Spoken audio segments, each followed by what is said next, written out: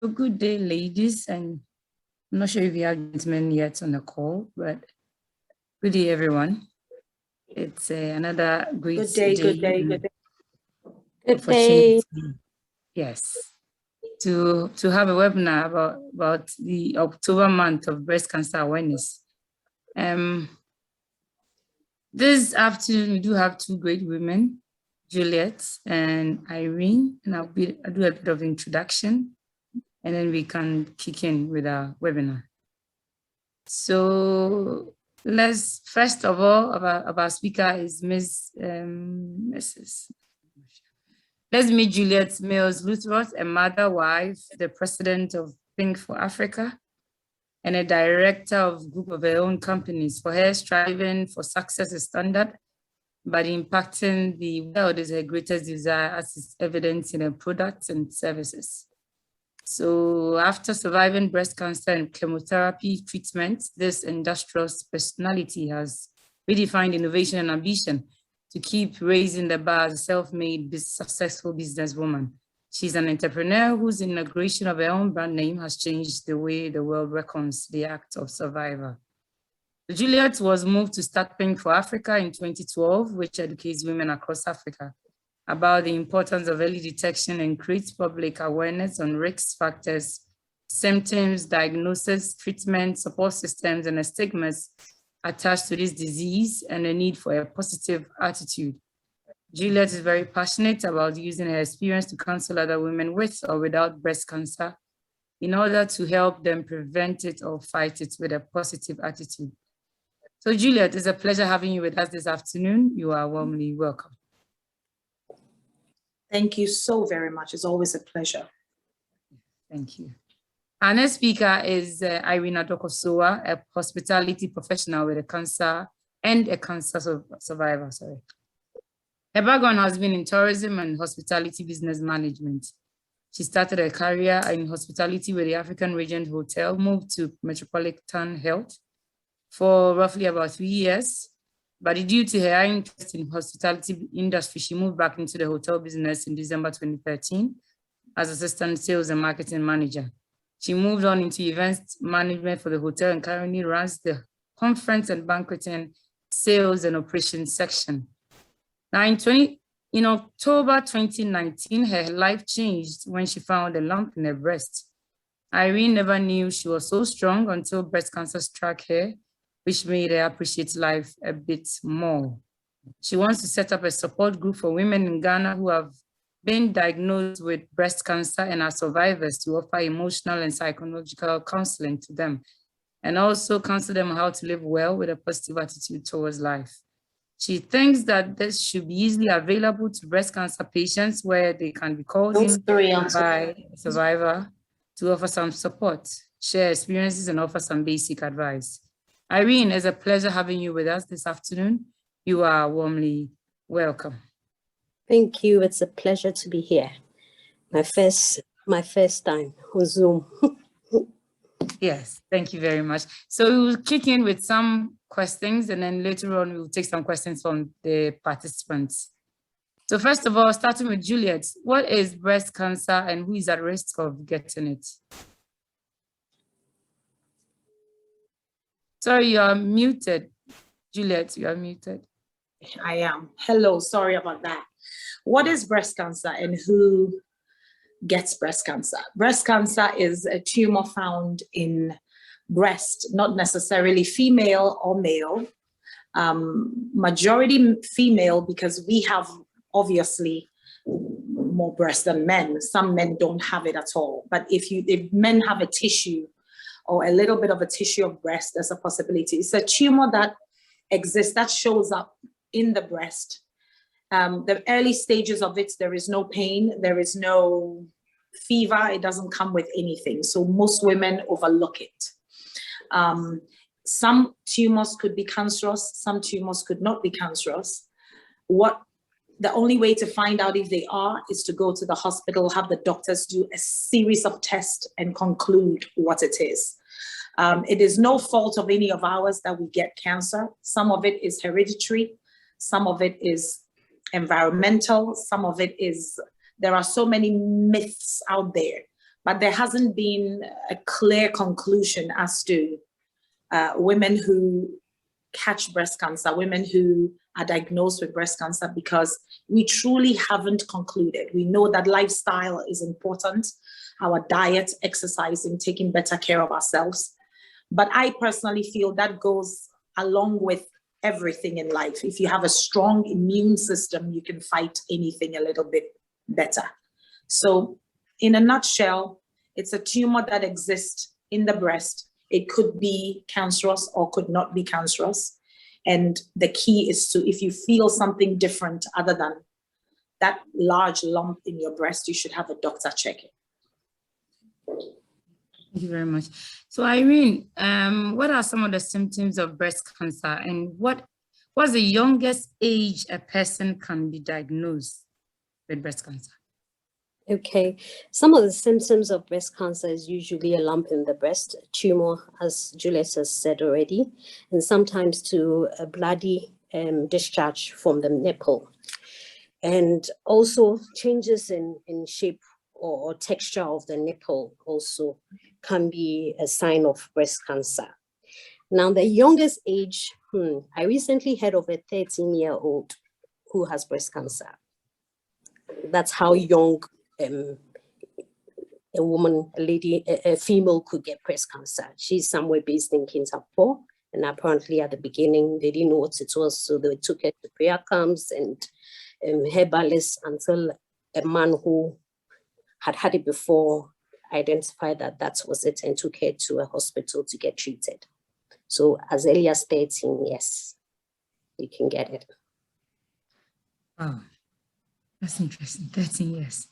Mm-hmm. So Julia, kindly tell us how you found out you had breast cancer. How old were you then? So to piggyback off of Irene, it's really true. Our goal with Think for Africa is educating young girls from 12 years old and up.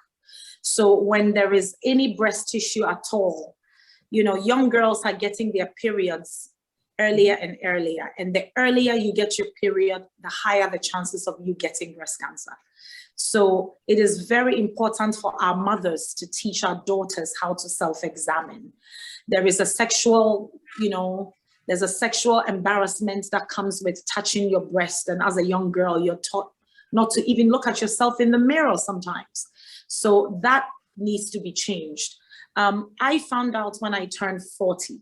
So there's a routine mammogram and a routine physical that you do. I live in the United States, and that is usually what insurance requires you to do. So when I turned 40, I went in, and one of the tests was a mammogram. And they called me back for an ultrasound. And the left breast passed the ultrasound, but the right breast, they needed to check through the MRI because they couldn't see certain parts of my breast. It was quite dense. When I did the MRI, the technician made a mistake, and instead of the right breast, she screened the left breast, and the tumor was found in the left breast. So that's how I was diagnosed. So your mistake brought out the actual thing for you. That is, the saying, every misfortune is a blessing. We really don't realize how that is truly a blessing. So for me, on February 14th, 2008, I got called into the doctor's office after a series of tests and concluded that they had found a tumor that was cancerous in the left breast. And the doctor advised that I should remove the lump immediately.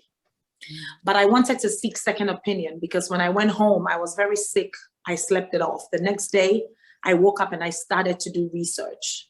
And every research I did led me to want to get a second opinion. So on the second opinion, I visited with a female breast surgeon, and she advised that I remove the breast completely because the type of cancer that it was, the nature of it was that it would always come back. And sometimes when it came back, they won't catch it early enough. So there was no question about me removing my breast. I had read in the Bible that if one arm is going to kill you, cut it off. So she, Irene, you're like feeling my spirit right now. Yes, I am. It is. I can look back 13 years surviving, and tell you breast cancer was the best thing that ever happened to me. Yeah, Thank totally. you. Thank you for sharing that. Yes. So Irene, I also asked how you found about yours, and then how has the journey been so far? Have you had any support system along the way? Yes, I found a lump in my breast in September 2019. I was 43 then. I had actually been given a request form to go and do a mammogram. I was having yearly mammograms when I turned 40. So in July, I was given a request form to go and do it, but I kept putting it off. I didn't go. And now I'm thinking about it, if I had gone that 2 months earlier, they probably would have found something small. But then again, I felt the lump in my right breast. So I was alerted. I knew about breast cancer. My sister had it. So I thought, this can be something. So I went to do an ultrasound. I did a mammogram, did a biopsy, and then I found that it was a lump. Now, my journey, it's been tough. It's not easy going through chemo, going through surgeries. I've had to have like 4 surgeries in total within the space of 1 year. Chemotherapy was tough, but not as tough as other stories I've heard. I thank God that everybody's different. So I thank God that mine wasn't really, really that bad, because some people lose their eyesight temporarily. Some people can't walk. Some people can't eat at all. They find it hard to swallow, but I could do all that, you know. The support system has mainly been for my family, from my parents. I still lived at home, so it made it easy for me. My parents were there to take care of me, take me to the hospital and things like that. My siblings, my brother, my sister, she was just pumping me with information from her experience abroad and with the treatment she's had, what I should look out for. And, you know, there's this pod catheter that they put in your chest to get it to do the chemo. Juliet, I don't know if you had it at that time. I didn't get the pod because I did only 6 months of chemo. But in the States, 13 years ago, I was getting it intravenously. Oh, okay. Yeah. Okay. Okay. So that she told me about this. I went to cardio in Kolebu and it was available. They fixed it for me, and that really helped. It really, really helped. And because then I wasn't having my, you know, your veins. Yes. So intravenously. That's how I did mine. Okay. And so my employers, they were supportive. They financially, they supported me throughout, even during the pandemic. Can I ask you a quick question, Irene? Yes. When your sister was diagnosed, did you know you needed to now self-examine because she had been diagnosed? Yes, that was 6 years ago. So at the age of 39, 38, probably that's when she had it. I didn't go and do any mammogram. Just, I was self-aware. I was really aware. So I would often touch and feel my breast for anything like that. So it's really interesting you say that, because one of the things we encourage women is that if your sister, your mother, your aunt is diagnosed, let's say at 43, you were diagnosed. Yes. So then 10 years prior to your diagnosis, they need to start screening. Okay. So any female in your family now, 10 years prior, your nieces, they should all start screening 10 years prior to you. Yes. Very, very important. Very, very important. I will surely inform them. But everybody has been made aware that there's some history in the family, so they should be aware. That's fantastic. Yes. You know, so, clarity with health history is so important.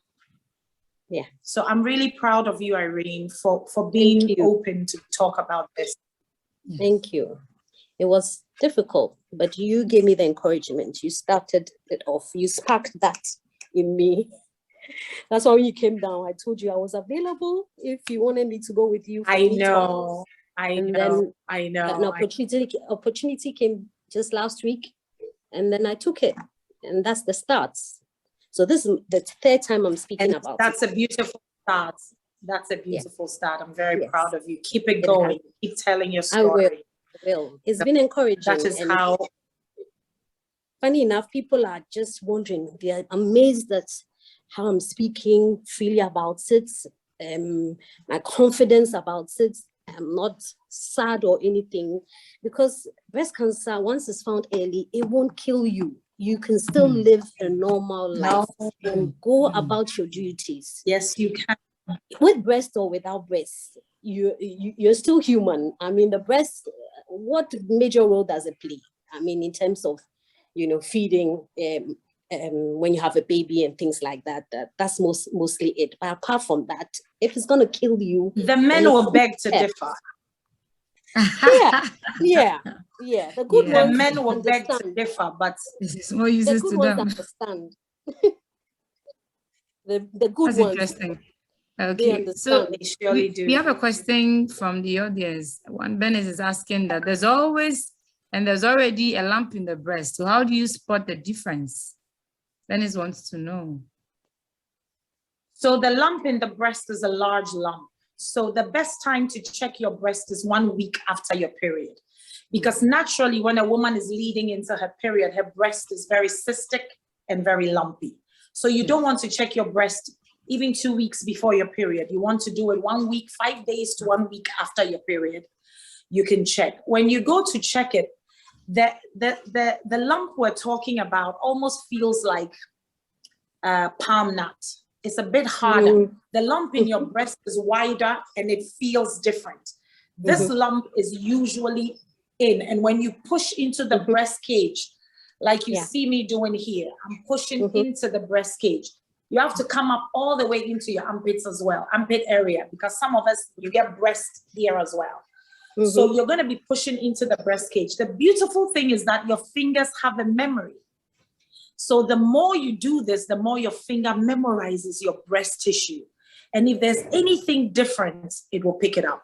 A lot of husbands discover their wives' lumps because they are nosy. They go to play and they have played so much that their fingers have memorized the tissue. So the minute they feel something different, they're like, wait, what's this here? And then they point it out to the women. And a lot of women have saved their lives because of their husbands finding their lumps. So really proper self-examination is key. If you Google self-examination, breast self-examination, there's so much information on Google for you that you can look at. There's videos you can look at and learn how to properly self-examine. Irene talked about the skin changing, looking into like an orange skin with holes on the breast, the nipples going in. It's key to look at yourself in the mirror naked when you also examine, because you want to pay attention to how you look and if there's any discoloration, if one is extremely larger than the other. So these are the things that you need to be highly aware. Again, all of it does not mean you have breast cancer. It means you have to go to the doctor and let the doctor properly test you. You know, we don't want you to check your breast, you feel a lump, and then you start your funeral. Please, that's not what we mean. We mean have a proper check and then, follow through from there. Okay. Thank you very much. So Irene, Ben is also asking that since your sister had it and you also ended up having it, does it mean it's hereditary? It could be, because apparently my great-grandmother had it, my mom's grandmother. And I think it skipped generations because nobody in the family has had it until now. And so it's my sister and another cousin who has it, which is my mom's brother's daughter. Have you been tested for the BRCA gene? No, I haven't yet. Okay. I haven't. That may be a test you want to do for history purpose. That way, the next generation of women coming up, you can let them know that you may have tested higher for the BRCA gene. So they should definitely be aware. In Ghana, we're finding more and more younger and younger and younger people are being diagnosed. So that is beginning to tell us that there's something going on. And also, Think for Africa partnered up with Sloan Kettering, which is one of the biggest cancer research hospitals in the US. And they're doing a project of research in West Africa because they have found a particular type of breast cancer in West Africa called the triple negative. So the triple negative breast cancer is where 3 tumors live in one lump. Right. It is highly dangerous. It's attacking younger and younger people. It grows rapidly and it kills you quickly. But it is exclusive. It's more exclusive to, they're seeing the numbers rise in West Africa. So they're doing research on 1,000 women in Sierra Leone, in Nigeria, and I believe in Liberia. They're going to be coming to Ghana as well to see if it is through our diet, to see if it is through genetic, to see if it is through environmental, and how they can curb that type of cancer. You guys know that living in Africa, Charlie, we cannot afford cancer. We are still fighting malaria. We haven't even figured it out. Yes. Cancer is not an option for us. So my encouragement to all people is that, listen, anything you can do, if you know there's a snake on this path you walk every day, you would not take that path, would you? Because you know there's a snake lying there, and you've heard that the snake has bitten a few people. So you would do everything you can to avoid that snake. Period. Cancer is a snake laying down waiting for you. If you let it bite you, the hospital bill it will bring you, it's a lot of money. So let's catch it early, and let us not even have this enormous amount of bill we cannot pay. Because it is the #1 killer in women in Ghana right now. Forget about heart attacks, forget about diabetes, forget about ovarian cancer. Breast cancer is the #1 killer of women in our society. Now, let me tie it in for you. The whole world, Ghana is #1 for women entrepreneurship. How is that going to survive if breast cancer is taking our women out?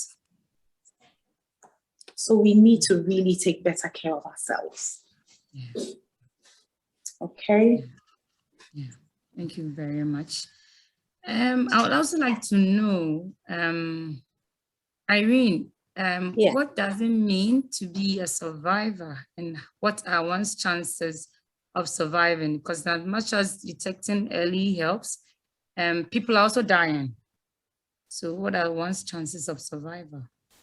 Early detection. Once you find the lump early and it's not spread into the breast tissues or too much into the lymph nodes, into other organs, your chances of survival is really large. You also have to take care of yourself. Watch what you eat. Diet also plays a role. I mean, now after breast cancer, there's certain things I don't eat. I don't take sugar. I don't eat meat. I have to eat a lot of greens, which is quite difficult, but I need to watch what I eat and positive attitude. If you don't have a positive mindset, you can't heal. I've heard of stories where people are struggling with breast cancer because they don't have a positive attitude. They're always indoors. They don't want to go out. They're always thinking about disease. If you do that, you will not heal. I had a positive outlook on this. It was as if there was nothing. It was just malaria I was treating. For some reason, I don't know. But before my surgery, my double mastectomy, it was just an ailment I was treating. I didn't see it as World Cup. I was just going through my treatment easily at the chemotherapy. I had my own private room. I'll joke with the nurses when they come to inject me. I'll be making jokes and all that. It helped. It helped. That was my way of coping, you know, by making some light out of this situation. So taking care of yourself. People should take care of themselves. Early detection is the only way you can survive. If it's left too late, you see it as a ball, you don't get it checked, it stays in your body, then eventually it can kill you. A lot of deaths that we've had are from people who've left it too late. They've not treated it, it's spread to the other organs. They've not taken care of themselves, but you can really survive. You can really survive. We are here to prove that you can survive. Yeah, exactly. I have a friend whose wife was a nurse and ended up dying of breast cancer. Yes. So I believe she waited too late. Yes. Yes. Because she went through chemo, but at least like she couldn't stand it.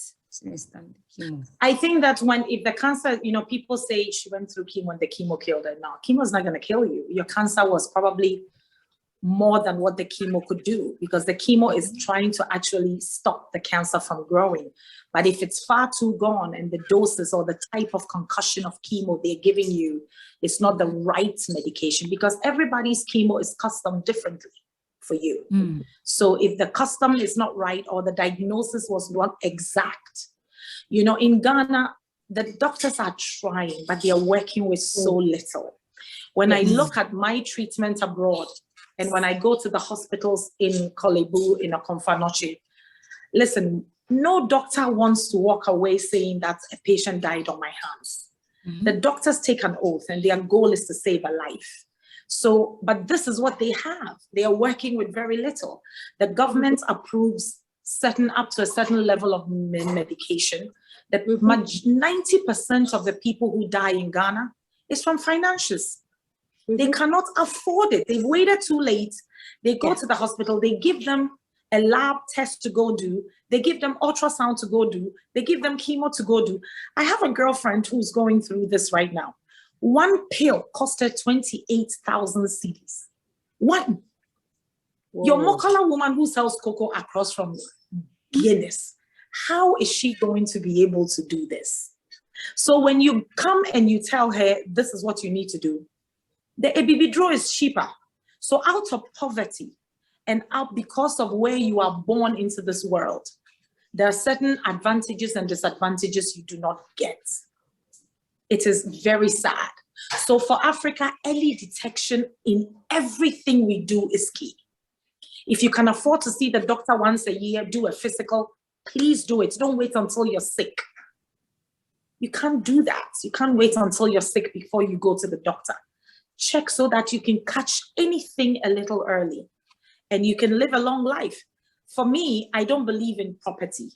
I'm never going to leave my kids any property. I tell them all the time, I'm going to give you the best memories I can give you. That is the best gift I can give you.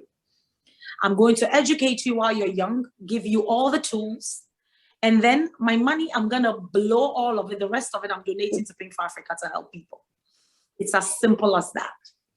And my children know this. So I think we need to remove, health is the biggest wealth. Emerson said it best. Health is the biggest wealth. When you have your health, you can do anything. Yeah. You can build whatever wealth you want. You can achieve your dreams. You're alive. Irene is here because that was her thought process. And what cancer has done for Irene and I is that it's allowed us to taste the tomato even better than we did before. And just appreciate life in a way that is wonderful. Yeah. So that's why you hear me say it's the best thing that ever happened to me. In America, they'll tell you she's woke. I'm definitely woke. Actually, breast cancer has also woken me up, because initially I wouldn't do all this. That's right. It exposed me to this. Now I'm speaking publicly. I'm a lot more confident. I see life more differently. So it has really, awoken me too. Thank you. It's like making your lemonade out of your lemons. Exactly. That's a good one. Exactly. Yes. Some of it made the lemonade and added a twist of some tequila to it. Nice one. Just a little twist. Nice one. Okay, there's a question here. Somebody's asking, Jacqueline is asking, is the early detection treatment any different from later discovery? Oh my gosh, huge. Early detection can be as little as a lump removal.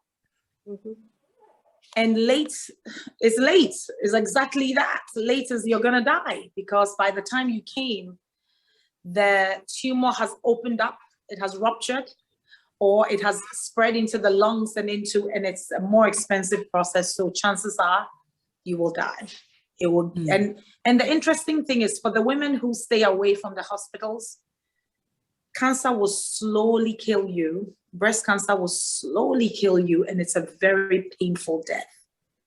It's not something you want. I have seen it firsthand with so many women I've come across who have allowed it to go too far. And you can see the pain in their eyes when they look at you. And you know you are helpless. There is nothing you can do but hold their hand and ease them. And at that point, they're giving them heavy painkillers to really slowly get them out. Something that could have been saved. A lot of women show up in Kolebu and Okomfanoche with stage 1. But the minute they hear cancer, they run away and they don't come back. By the time they bring them back is a year down the line. They've been to every herbal medicine. They've been to the prayer camps. If you ask me, all the pastors who are misleading people with their health, if you give me a gallon of kerosene, I don't know if you want to catch me on camera, what I'm going to do. But there are a lot of pastors misleading. It's not good. It's not good. Okay. Irene, Marilyn, bring me my child. Irene, there's a question Yes. here from Juliet. How do you notify family and get them on board to get their support if one is diagnosed of breast cancer? How do you notify family? How did I notify my family or the patient? Irene, as for Irene, how? Okay. How? Yes. You want to From notify the your family. initial stages, my family knew.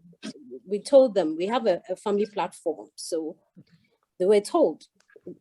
They were told that this is what's going on, and they actually came through for me financially and all that. They were very supportive. So I let them know. We let them know that this is what was going on. So every female should be in check. So we told them, most family members knew. You know how it says you like to keep quiet on things and all that, but there's certain conditions where you have to speak up. You have to let family know so that they also are alerted. You can't always keep quiet and be private about certain things. Okay. So, Juliet, somebody is asking from Elizabeth, what's the possibility of getting breast cancer when there's no history of breast cancer in your family? My family, there was no history of breast cancer. There was history of cancer, different types of cancer, but there was no history of breast cancer in my family. So mine was contributed after testing as environmental. But what is environmental? Is this the water we eat? Is this the air I breathe? What is environmental? I know that at the peak of my career was when I was diagnosed. So I've been a hairstylist now for almost 30 years. And at the peak of my career, I was running 2 hair salons. I was doing Fashion Week. I was doing BET, MTV, CBS. I was teaching. I was all over the place. And I was stressed out because I had a full schedule. And I know for a fact I wasn't taking better care of myself. I wasn't eating well. I was flying in and out. You're eating late hours. You've gained weight. You're not taking care of yourself. So I don't know if all of that contributed with the stresses I was going through with managing all these different things, if that contributed. But I also know for a fact that as women, we are caregivers. We take care of everybody and we put ourselves last. So it is another thing that I know. I'm a mother of 3 sons. So I was running a home with 3 kids and a husband, and then running my businesses and teaching and doing all the consulting and outside work I was doing. So, and this is typical and average for most women. I'm not exclusive to what I'm talking about. So that in itself, wearing so many hats, I think was stressful, could have contributed to it. But you know, genetically, you don't have to have it in your family to be diagnosed of it at all. No. Thank you. So, Julia, just add up. Somebody wants to still get you to repeat your statement about Ghana being #1 for entrepreneurs. I think she said she missed it. So, BBC did a documentary on the world, the countries that were #1 for women entrepreneurship. And Ghana topped it. Now, when I was reading this article, I could only remember my mother, my grandmother, and my great-grandmother, who were all badass chicks when it came to working hard in their own businesses. So it really made me now think of my friends and their mothers, even the friend mothers who was going to Mokola and selling in Mokola. She was actually the bigger breadwinner. The dad worked in a government office, wore his political suit, went to work. And, you know, Auntie Maggie was who was running the show. So it made me really understand that women's role in our society in Ghana and feeding into the economy is so huge. So, and we all know if you save a woman's life, Charlie, you're saving the village, because even a woman who doesn't have children takes care of her sister's kids, her brother's kids. You know, women are just mothers all around. So that nature we have is, it multiplies. We are like an octopus, aren't we? So we spread our wings and help so much. So our role in society and supports. Irene said something earlier about support. I cannot, this October, my focus has been on support. If you go to Kolebu, the men's ward, the women are there next to their husbands. Even the girlfriends have the nerve to show up and want to say hello to their boyfriends too. Go to the women's ward and very few men are there. The women have no support. So the support is so important. It's so important, you know, it really is. I cannot emphasize on that enough. So Irene, somebody's throwing a bit more context on her question. I mean, Juliet. So her question is, how do you break it to the family without getting them alarmed? In your case, it looks like your sister had it, so it wasn't difficult. But then in a situation it has never happened, how do you break it to them without getting alarmed? Because you be under enough stress, and then the wrong response from family could possibly worsen your plight. So what I realize is that cancer doesn't just happen to you. It happens to your entire family, because everybody who loves you is now being also processing the fact that you could die, because that is a reality of our world. Some people don't make it.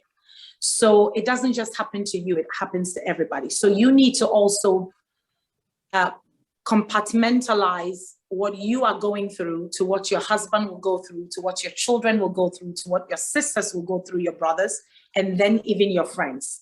That way you can find a proper avenue of breaking it to them. For me, when my husband was away, when I got when I went to see my doctor and he confirmed I had cancer, the next day he came home and I sat with him and I spoke to him. He was a little bit worried about telling the kids right away. And I said, listen, the minute I start chemo, it's going to be so obvious what I'm going through. And I'm going to go have surgery before I start chemo. I'm going to come back all bandaged up. I don't want them to be worried. Let's sit them down and talk to them. So that's what we did. We told them, I started the conversation is, who's the baddest girl in this house? And they said, you, Mom. You, who else? I was like, okay, now let's talk. I'm not going anywhere. I want you to know this is what has happened.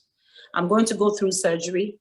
So I went on the computer, pulled as much information, sat them down. As a matter of fact, my youngest son, who was 9, wanted to watch the surgery process with me on YouTube.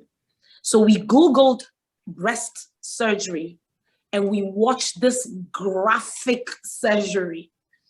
And that is how he wanted to deal with it. So I kept covering my eyes and saying, Papa, I can't watch this. Like, this is crazy. I can't believe they're going to do this to me. He said, Mom, it's okay. This will make you see that is nothing. It's no big deal.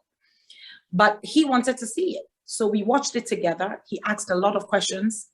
My middle son and my older son didn't want to watch it, but it affected my middle son the most. He's the most emotional. He was my emotional kid.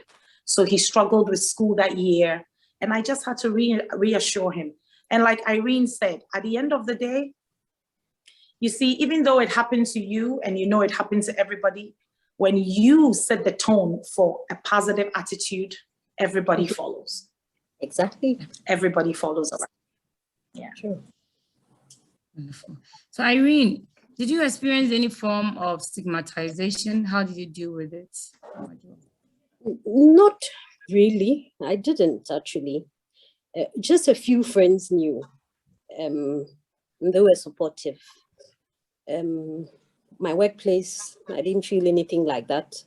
They had it, you know, so you would hear, you know, a bit of gossip here and there, but I didn't. So far, I haven't actually. I'm sure if there is, I don't look even see for it. Exactly. Yeah, you didn't look for it. I probably even haven't seen it. If there is, I haven't noticed it because my mind is not there. I'm thinking about positive things, not how someone feels or is not minding me. I had a few like men friends who kind of pull back and all that, but life goes on. The good ones will stay with you. Great. But I had a That is so 25-year-old true. who's faced a lot of stigma. She was diagnosed at 25. She's 24. She's 27 now. She's faced some stigma with her friends. Her female friends have deserted her. Some of them have deserted her. They don't talk to her anymore. They've pulled away, which is so bad. Yeah. Because it could happen to you. I think it is lack of education. I think it's lack of education and fear. That's all it is. We need more education out. Yes, I guess so. Education. So Juliet, Mary has a question. Her question is she suddenly began to get breast pains as PMS. I don't know what PMS is. For the last weeks before and after her period, her self-examination doesn't show a lump and it seems she's too young for a mammogram. So is there a cause to worry or is she at risk of getting breast cancer?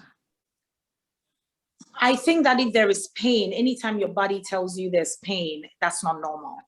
The early stages of breast cancer, there's no pain. I will suggest that she still goes to the doctor and let the doctor find out why that pain exists, because your body is not designed to be in pain at any given time. So if there's a pain, there is something that is bringing on the pain. She needs to go check. But whether it's breast cancer or not, I won't be able to tell, and I don't think it is. But you cannot tell by just looking at a breast and determining. Always test has to be done to conclude that. Okay. So Irene, a question from someone is saying that what was the most hurtful thing you heard during the difficult time? Or what shouldn't you ask a breast cancer patient?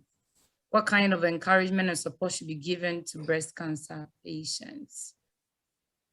I think the most hurtful I heard was someone saying that I told a particular person just to get some financial help from the person, even though my company was covering the costs, which was really hurtful because that wasn't the case at all. The person was a friend and I wanted the person to know what was going on. That was it. In terms of, what's your other question again? What you shouldn't ask a breast cancer patient? What you shouldn't ask. The thing is, people would ask you, oh, so how did you find it? How was it? How was the treatment? People are inquisitive. They like to know. And when they ask me, I tell them, I share my experience with them, even to the extent of sometimes showing them some pictures, just for them to see how it is, so that they are informed in a way. But I've not really been able to, you shouldn't say mean things. You can find out how things went, how they show some empathy, but not pity. Don't show pity. Okay. So what kind of encouragement and support should be given to the breast cancer patients? Treat them normally as they are. We're normal. We're still us. Isn't it, Juliet? Absolutely. I think that's, in terms of what not to ask a cancer patient, I think you should be sensitive. People should learn to put themselves in other people's situations. And I think that once you put yourself in that situation, you have a little bit of heart. You talked about, stigmas and if anybody treated you a certain way. For me, I was vocal from the beginning because I work with women. I've been a hairstylist for 29 years. So my platform and my audience is women. So right from the beginning, when I had to go for mammogram, I was talking about it in the shop and my entire journey was wide open. And that really encouraged other women to go and check it it allowed me to begin a support group without even realizing I began a support group. Like Irene said, if she has to go to the extent of showing you pictures, I was open. I'll pop my top off and I'll show you my scars and I'll let you see what it looks like and all of that. And I think that women should just learn to put themselves in other people's position. Ghana, women sometimes can be very, very mean to each other. And we say a lot of backbiting things that is not necessary. And if you're not able to support somebody emotionally, physically, mentally, or with a prayer, stay away. Don't come to Snoop only to go and talk, because you never know when it's going to be your turn to go through anything. You know, challenges in life happen regardless of who we are. The whitest of people get breast cancer, the darkest of people get breast cancer. The people with big breasts get cancer, the people with small breasts get cancer. So it doesn't matter. And that is why I think for me, for Pink for Africa, I always encourage my lawyers who have been diagnosed, my doctors who have been diagnosed, my Makola women who have been diagnosed, to all come together and share that common platform of womanhood. Because you're a woman, this hits you. That's it. You know, so we need to have more empathy towards each other. We do. Can your choice of bras or deodorant contribute to the formation of the lumps or tumors in breasts? All of that is a myth. They haven't concluded anything, but I believe that, and most of the readings I've done, I've read, believes that, think about it, your body naturally releases sweat because that is how your body detoxes from toxins out of your body. So when you sweat, your body is pushing out all of the, you know, bad stuff that's in your body that's pushing it out. When you use antiperspirant deodorant, you're stopping your sweat glands from sweating. So the goal is not to smell, but to be able to still sweat. So if you use regular deodorant, then you are okay. I use deodorant and lemon to wash, and that works for me. Even though I sweat, the sweat does not smell. So these are the little things that I think naturally, you know, we should also pay attention to. There's a lot of things God has put on earth that is very natural. One of them is aluguntugui, is the #1 fighting breast cancer food.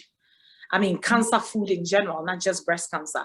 The leaves are great to drink. The fruit is good to eat. And learning about different ingredients and different foods that really help you as a body in general is key to everything. Irene, aside Pink for Africa, which we know Juliet is in charge, what are some of the private public support groups available? There's quite a number of private ones. There's one that is called Local Cancer Foundation. I met her last year, October, and I joined her group. She has a WhatsApp group. So we all share ideas. We have weekly talks, medical talks from doctors. And that really helped me, Modloco, because during that time I was going through a lot with the infection from the implants. I would call her and complain and, you know, ask questions, and she'll assure me she's seen it happen before. People have gone through it. It will go. Don't worry. That really, really helped me. Seriously. If I hadn't opened up and contacted her, I probably wouldn't have had somebody else to talk to. Now, Juliet, I had a contact from very beginning, but for some reason, I didn't call her. I don't know why. And up to now, it really pains me that I didn't contact her, because if I had, certain things I wouldn't have gone through.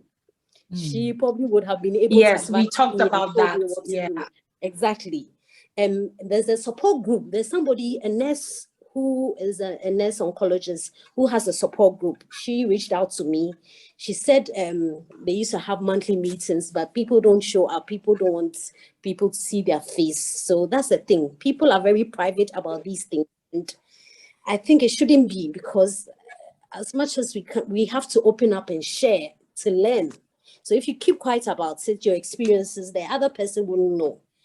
You know, somebody who's going through it, if they're able to speak to survivors during all this time, doing chemo, doing radiotherapy, doing every session, encouraging them, sharing experiences, it really helps. I got it late, but I realized that it does help. And that's one of the things I want to also do for people. Once you're diagnosed, I want to be there. I want to call you, check on you, how's it going? how did the treatment go? If you say that you're feeling some way, you know, your body, I'll tell you that it's normal, it will pass. You know, you want to hear things like that. And that's what it is. You know, there are certain pains you go through, but it's a normal, it will pass. But if you've not been through it, you don't know. You're thinking all sorts, thinking, hey, what if it spread to the other organs? But that is not the case. But support groups, support groups are very important. I think the foundations that are set up, they should have support groups and reach out to people, reach out to the hospitals, make the information available to the hospital to pass on to cancer patients and let them decide to contact one. You know, there is support groups in each hospital. There are even psychologists who walk you through, but I feel like there's not enough of survivor support groups. Pink for Africa focuses on education and financial support to different women and prosthetic donation. But even we have a chat room that is not as active. I kind of want the survivors who are on there to kind of interact themselves and do, so they try to put encouraging words, they try to do, you know, stuff like that. But there are women who go to Korle Bu and Okomfanoche, and the local lady you mentioned is one of them. They go to Korle Bu and they speak to women who have recently been diagnosed, who are afraid, and they encourage them that you're going to be okay. You see, we are all okay. So there is some support group, but it's not very organized in terms of, I don't live in this country, so it's very difficult for me to organize a support group all the way from the US. So I focus on what I can do. But as survivors, Irene, I applaud you for wanting to start a support group. I will urge you that when you do start, please do it very, very well. You know, I believe in you go all out or you don't do it at all. So there's going to be a level of commitment that's going to come from you to commit to doing this, so that we can partner up sometimes with Pink for Africa and constantly and build a relationship with Korle Bu, where Korle Bu also knows you are available to send people to when they need encouragement. So think about it. Register that nonprofit, register it, do it in a way that it is recognizable and it begins to create a legacy for you, because that is what we need to do. Okay, I will do. Yeah, so Juliet, can you just give us more details about Pink for Africa and then your last words, since we're almost. So Pink for Africa is an organization that started about 10 years ago. We registered in Ghana. We registered it in Ghana 2012. And we started initially with education through my own experience. I had started a handbag line while I was going through chemo. And when I was launching that line, the person interviewing me asked me if I didn't live in Ghana, will I be alive today? And I couldn't answer that question. So it prompted something inside of me and wanted me to start an organization that will educate. And through education, we realized that women need beyond education. They wanted financial support. They didn't have prosthetics after they had been through a mastectomy. And we decided to, okay, go back. I was always known for throwing a decent party. So I figured, you know what, when I throw, they come. So let me throw a party, let them come and I can dip in their pockets. And that began starting to raise money. But I registered the nonprofit in the US and also registered it in Ghana. And I did that because I needed transparency. When we get donations in the US, we transfer it to the Ghana Pink for Africa. From the Ghana Pink for Africa, the money is split between Okomfanoche and Korle Bu. And there's a track system for everything. So the goal behind Pink for Africa is to, one, educate, is to, one, support financially, build on working on support groups for the men and the women who have been through breast cancer, the men who support them, the family support. And then also we donate prosthetics to women who have been through it. The reason why we focus on prosthetics is because psychologically, studies have shown that women who go through life without the breast sometimes are affected psychologically. So it is a small price to give them. It's a small thing to give them to say, I need you to look to help. I would love to help you look a little complete again. And the women love it. To date, we have educated a little over 600,000 women. We have donated as an organization a little over 600,000 CDs to both hospitals.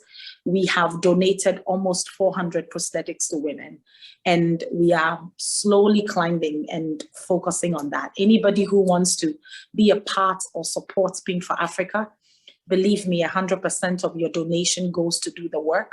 All of our administrative work, all of the other stuff behind the businesses I personally run, donate a portion to the organization to handle all of the background stuff. So our goal is for your donation to go directly to Pink for Africa. And it's www.pinkforafrica.org.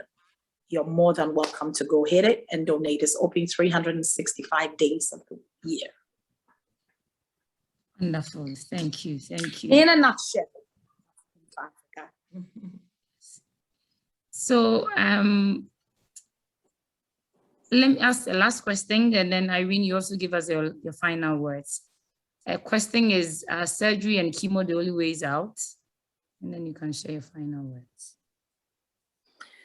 No, there are different ways out. There is hormone therapy that is new now on the market that doctors are finding works. There is non-invasive surgeries that doctors are finding works. But all of it is a little bit more expensive because they are newer treatments that are coming on the market. So Africa and most of Africa falls short to the process that exists prior to the newer and more, innovations that have come exposed to us now. But I'm sure in a few years it's going to be, I remember Sloan Kettering telling me that they are designing a mammogram that is handheld. So we can buy one as Pink for Africa and take it with us. And we can screen women.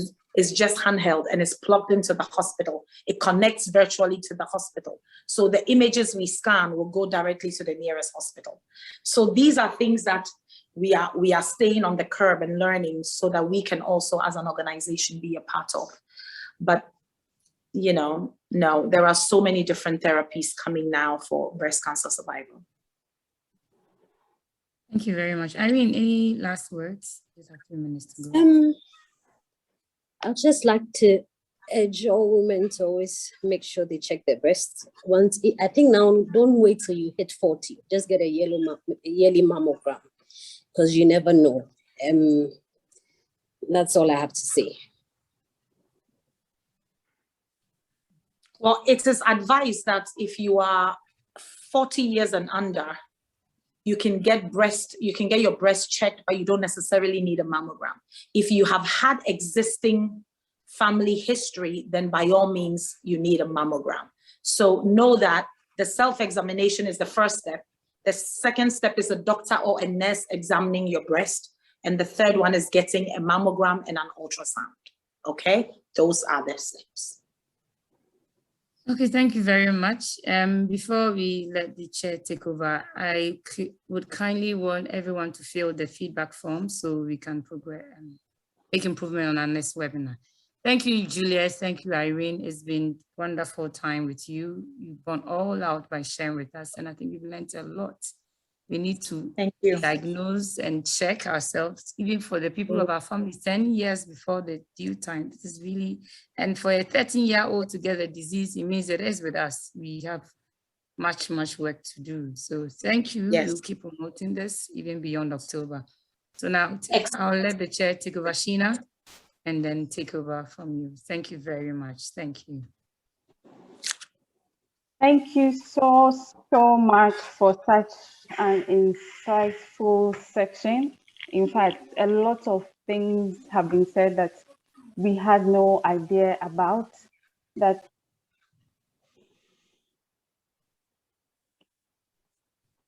there's so much, hello? Okay. There's been so much that has been spoken about. I was surprised about the 13-year-old that was diagnosed. It was shocking. And then also the fact that once anyone in your family has tested, you should make sure those 10 years start testing and leave 10 years